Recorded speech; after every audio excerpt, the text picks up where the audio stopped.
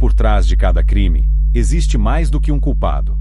Existe uma mente, um passado e uma história que o mundo esqueceu de ouvir. No Mente Criminosa BR, a gente não mostra só o que aconteceu. A gente revela o que levou alguém a cruzar a linha. Ele sorria para as crianças, se vestia de palhaço, organizava festas beneficentes, fazia caridade, levava alegria para os bairros, se oferecia para ajudar, e todos confiavam nele. Mas, por trás da maquiagem, por trás da voz alegre e do nariz vermelho, se escondia algo mais profundo, mais sombrio, mais cruel. John Wayne Gacy não era apenas um homem comum, não era só um palhaço, não era só um empresário influente. Ele era algo que ninguém conseguia ver, ou que ninguém queria ver. Talvez você já tenha ouvido esse nome, talvez não, mas depois de hoje, ele vai ficar com você por um bom tempo, porque esta não é apenas uma história sobre um assassino, é sobre máscaras, sobre confiança e sobre o horror que pode se esconder atrás de um sorriso. Gacy nasceu em 1942. Era um menino franzino, com problemas de saúde, com um pai autoritário e abusivo. Desde cedo aprendeu a obedecer, a abaixar a cabeça e a esconder sua dor com educação. Cresceu, se casou, teve filhos, abriu seu próprio negócio. Era visto como um cidadão exemplar, um homem ativo na comunidade, um rosto conhecido na política local. E ainda assim, entre 1972 e 1978, 33 jovens desapareceram. Sim, 33. E todos eles estavam mais próximos de Gacy do que se podia imaginar. Você está preparado para o que vem a seguir? Porque a história está apenas começando. Ele sabia como se aproximar. Gacy não era o tipo de predador que assustava. Pelo contrário, ele inspirava confiança. Carisma era sua armadura e a lábia sua principal arma. Convidava jovens para pequenos serviços, trabalhos rápidos, oferecia dinheiro fácil, prometia poucas horas, pagava em espécie e dizia: depois disso, você está livre. Os garotos acreditavam. Muitos estavam desempregados, outros precisavam ajudar em casa, alguns apenas queriam se sentir úteis, e todos viam em Gacy um homem respeitável. Afinal, quem desconfiaria de alguém tão envolvido com a comunidade? Às vezes, ele os buscava com seu carro, outras vezes os encontrava pelas ruas. Era gentil, cordial e quase sempre sorridente. Chegando em sua casa, a conversa continuava, muitas vezes com cerveja, outras com algum truque de mágica. Ele dizia: quer ver uma coisa legal? Quer aprender um número de ilusionismo? E então apareciam as algemas. Ele demonstrava primeiro, prendia os próprios pulsos, girava a chave com habilidade e se libertava. Depois, entregava as algemas à vítima, pedia que tentasse também, mas no momento em que os punhos estavam presos, o show acabava. Era ali que Gacy deixava de ser o palhaço sorridente e se revelava o predador real. O quarto mudava, o tom de voz mudava, e o que vinha depois era um ciclo de dor que poucos sobreviveram para contar. Você consegue imaginar estar em uma casa estranha, com um homem mais forte que você, preso, sem saída, sem ninguém te ouvindo gritar? Pois era assim que tudo começava. E se você acha que isso já é perturbador, Espere até descobrir onde os corpos estavam e por quanto tempo ficaram escondidos. De fora, era só uma casa comum, com um jardim simples, cercada por outras casas, com vizinhos que cumprimentavam Gacy com um aceno e até o chamavam para churrascos de domingo. Por dentro, era um labirinto de aparências, móveis bem posicionados, quadros nas paredes e um porão que ninguém era convidado a conhecer. Foi lá, naquele espaço abafado e úmido, que a verdade começou a apodrecer, literalmente. Em 1978, a polícia iniciou uma investigação sobre o desaparecimento de um jovem que havia sido visto pela última vez entrando no carro de Gacy. Naquele momento, as máscaras começaram a cair. Durante as buscas, um detalhe chamou a atenção: o cheiro estranho vindo do porão, mistura de mofo, terra revirada e algo mais. Algo que só quem já sentiu sabe reconhecer. Após mandado de busca, as escavações começaram.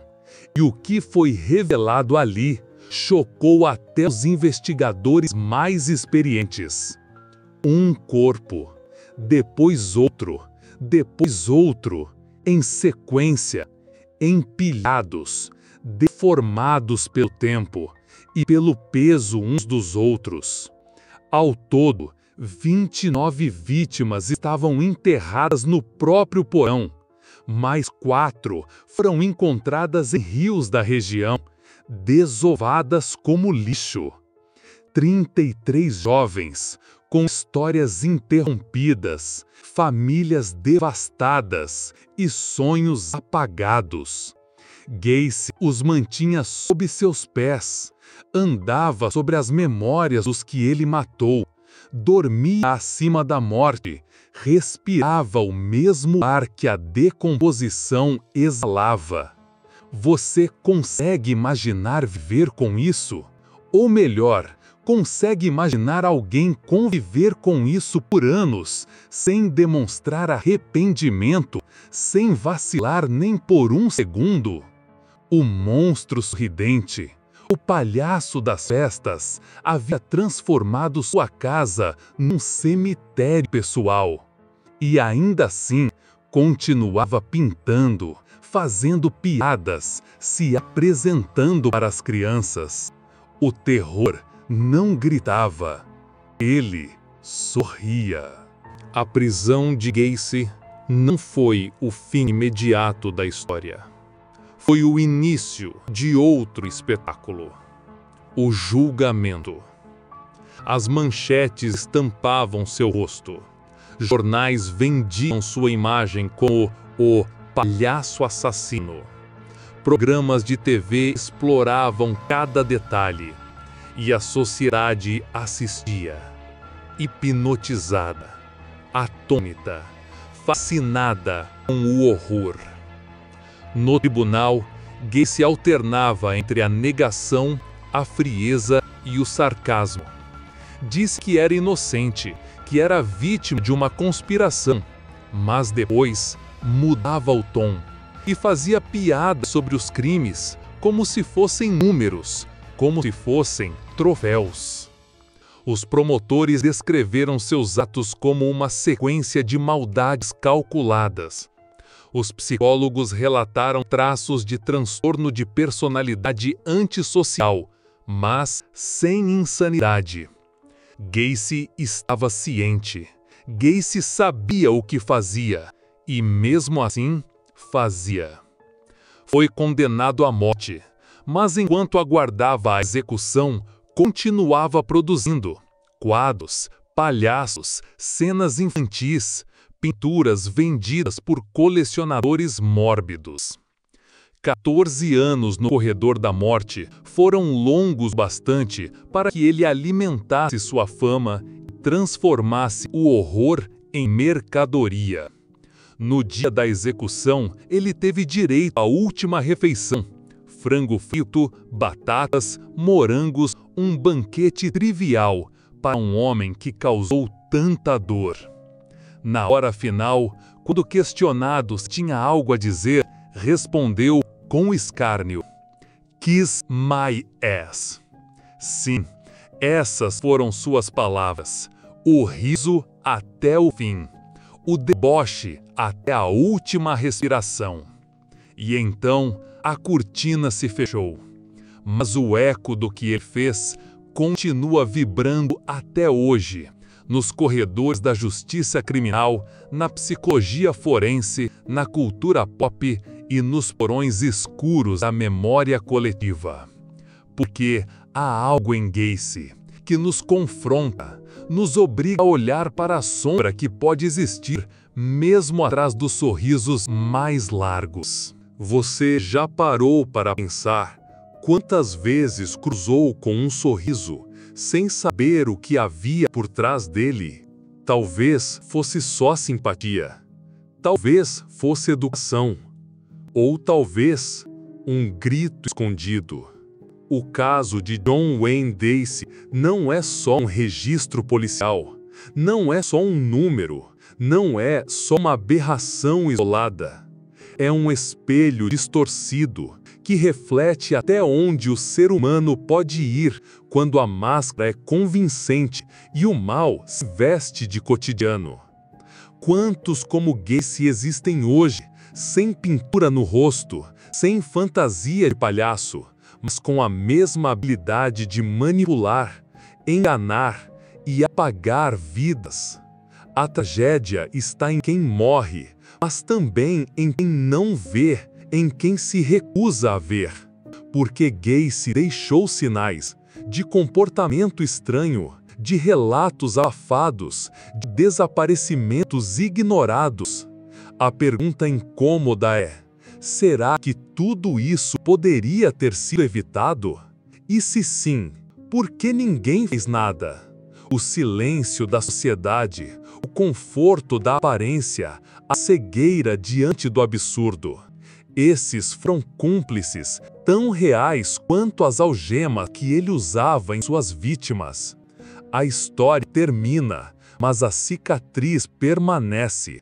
Cada jovem enterrado no porão carrega um nome, uma vida, uma história que não pôde continuar. E Gacy, mesmo depois de morto, ainda assombra, com seu rosto maquiado, com seus quadros vendidos, com seu nome eternizado na lista dos piores monstros da história.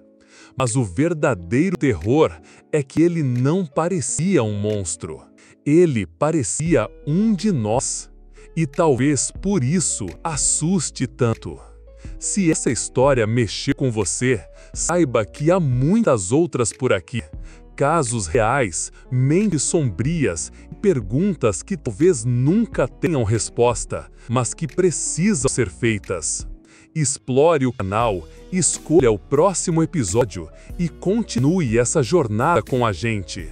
Ah, e se você quer apoiar esse projeto e não perder nenhum conteúdo, clique em inscrever-se. Isso faz toda a diferença.